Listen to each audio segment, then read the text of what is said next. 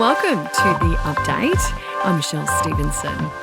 The federal government says any peace secured in the war in Ukraine must be on Kyiv's terms. Today marks 3 years since the start of the Russian invasion. Ukrainian officials say they've been sidelined from talks between the US and Russia, which are aimed at ending the conflict. Defence Minister Richard Marles says Australia will continue standing with Kyiv. We have consistently been saying that this is a conflict which must be resolved on Ukraine's terms. I mean, of course, any effort to bring about peace is welcome, but it can't be any peace. It has to be a peace which is on Ukraine's terms because Russia is the aggressor. Police say they'll expand the search to the New South Wales south coast as they look for a fisherman missing, feared dead, after he went overboard. Paul Bunting went into the water and didn't resurface after he became tangled in the line and was dragged in during a competition near Port Stephens.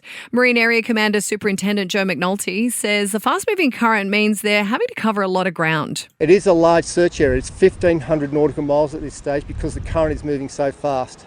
But we are focusing on the Great South Current, which is moving at that 7.5 kilometres per hour. So tomorrow the search area will extend south of Port Kembla and down towards Jervis Bay. The PM is defending the government's handling of mass citizenship ceremonies in Western Sydney at the weekend. Thousands of people have officially become Australians. Some local mayors, though, believe the ceremonies were really about getting more voters registered in key seats in the lead up to the election. Anthony Albanese says many of the participants had been eligible for citizenship for some time but hadn't been able to receive it until the weekend. This is a complete non-story. This is a catch-up that's occurring. I want people to pledge their allegiance to Australia. That's a good thing. Beijing is accusing Australia of hyping up the arrival of 3 Chinese Navy ships near our coast. The federal government has raised concerns, but Chinese officials say their ships did not break international law. Former Liberal staffer Bruce Lerman has faced a Tasmanian court accused of stealing a car. No pleas have been entered and the matter has been adjourned until June. Residents are being warned to be alert but not alarmed as a cyclone forms off the North Queensland coast.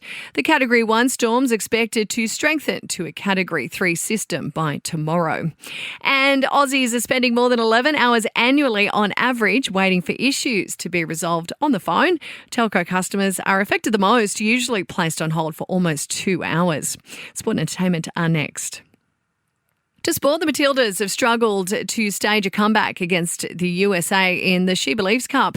The team going down 2-1 in the dying minutes. Interim coach Tom Samani made 4 changes to the Tillies' opening 11, dropping World Cup star Mackenzie Arnold. And hard-hitting West Tigers centre Justin Olam may have played his last game in the NRL. The 31-year-old's reportedly considering a medical retirement due to a knee injury. In entertainment news now, and Timothy Chalamet has won Best Actor in a surprise upset at the Screen Actors Guild Awards for his performance as Bob Dylan in A Complete Unknown. He's actually the youngest actor to win in that category.